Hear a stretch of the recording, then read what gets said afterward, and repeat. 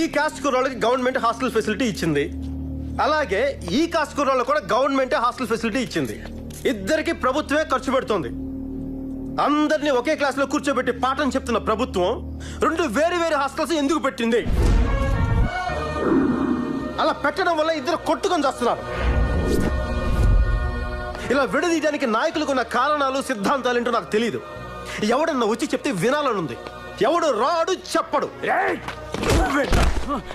నా doubt clear అయ్యేంత వరకు ఈ రెండు హాస్టల్స్ నేను టచ్ లో ఉంటా.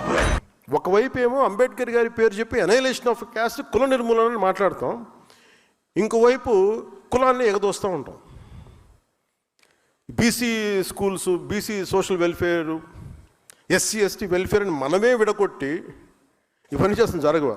అసలు పిల్లలకి కులం లేకుండా చేయవచ్చు కదా. ముందు అసలు ఒకటే స్కూల్ ఎందుకు పెట్టకూడదని ఆలోచన కలుగుతూ ఉంటుంది. ఎవరికి ఆలోచన అసలు నేను పెడదామా లేదా అంటే ఒకసారి మాట్లాడాల్సి వస్తుంది. ఎందుకు పబ్లిక్ డిస్కోర్స్లో మాట్లాడుతున్నా అంటే, before I speak in cabinet I want this to be in public discourse. SC ST schools అని పెడతారు, బీసీ స్కూల్స్ అని పెడతారు. అంటే మీరు చిన్నప్పుడు వేరు చేస్తుంది కదా సొసైటీ. అని మీరు వేరు, మేము వేరు. పిల్లలందరూ కనీసం పిల్లలకైనా మన చండాలం, మన దరిద్రం మనందరికీ వచ్చేసింది అనుకుందాం. మనం మార్చుకోవట్లేదు. అట్లీస్ట్ పిల్లలన్నా చేయాలి కదా. మన మధ్యన ఎవరు హైకోర్టు జడ్జి, మన సుప్రీంకోర్టు జడ్జి ఎవరు మాట్లాడతారు, హైకోర్టు జడ్జి థింగ్ ఉత్తరప్రదేశ్,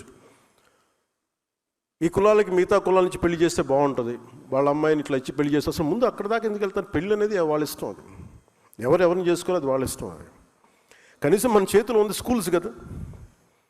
స్కూల్స్లో కూడా మనం చేయలేకపోతున్నప్పుడు ఇంకా కరెక్షన్ ఎప్పుడు మా కుల నిర్మూలన అనేది జరగదు ఇప్పటికీ.